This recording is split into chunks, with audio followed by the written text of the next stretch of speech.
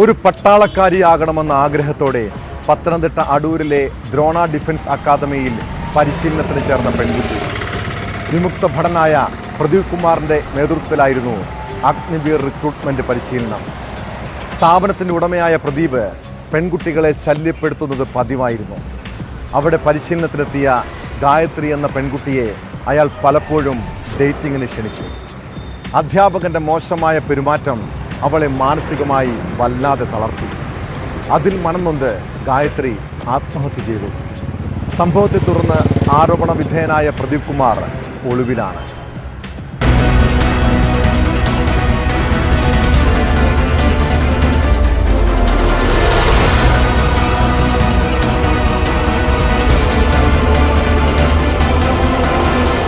കഴിഞ്ഞ 1.5 വർഷമായി അടൂരിലെ അഗ്നിവീർ റിക്രൂട്ട്മെന്റ് പരിശീലന കേന്ദ്രത്തിൽ പഠിക്കുകയായിരുന്ന ഗായത്രിയെ ഇന്നലെയാണ് മരിച്ച നിലയിൽ കണ്ടെത്തിയത്. ആത്മഹത്യയെന്നാണ് പോസ്റ്റ്മോർട്ടത്തിലെ കണ്ടെത്തൽ. അധ്യാപകന്റെ മോശം പെരുമാറ്റത്തിലുണ്ടായ മനോവിഷമത്തിലാണ് മകൾ ആത്മഹത്യ ചെയ്തതെന്ന് അമ്മ രാജി ആരോപിച്ചു. അധ്യാപകൻ തന്നെ, വേറെ ആരുമല്ല, വേറെ പ്രശ്നമൊന്നുമില്ല. ഈ അധ്യാപകൻ കാരണം തന്നെ എൻ്റെ കുഞ്ഞ് പോയത്. ഇയാൾക്ക് എൻ്റെ കുഞ്ഞിൻ്റെ ജീവൻ തിരിച്ചു തരാൻ പറ്റുമോ? ഞാൻ പെറ്റമ്മയാണ് ചോദിക്കുന്നത്. എൻ്റെ കുഞ്ഞിൻ്റെ ജീവൻ തിരിച്ചു തരാൻ അയാളാണ്. അല്ല, ഞാൻ വിശ്വസിക്കത്തില്ല. ഇയാൾക്കൊണ്ടൊരു മോള്. ഇതിനി ഞാൻ ഏതറ്റം വരെയും പോകും. കഴിഞ്ഞ ദിവസവും രാജിയും സ്ഥാപന ഉടമയും തമ്മിൽ വാക്കേറ്റമുണ്ടായിരുന്നു. ഫോണടക്കം വിശദമായി പരിശോധിച്ചെങ്കിൽ മാത്രമേ ആത്മഹത്യക്ക് പ്രേരിപ്പിച്ചതെന്തെന്ന് വ്യക്തമാകൂ എന്ന് പോലീസ് പറഞ്ഞു.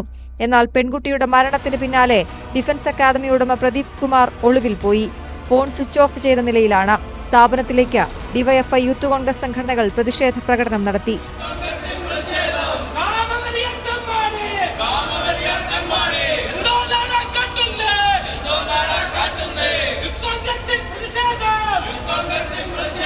സ്ഥാപനത്തിന് മുന്നിലെ ബോർഡുകൾ യൂത്ത് കോൺഗ്രസ് പ്രവർത്തകർ തകർത്തു.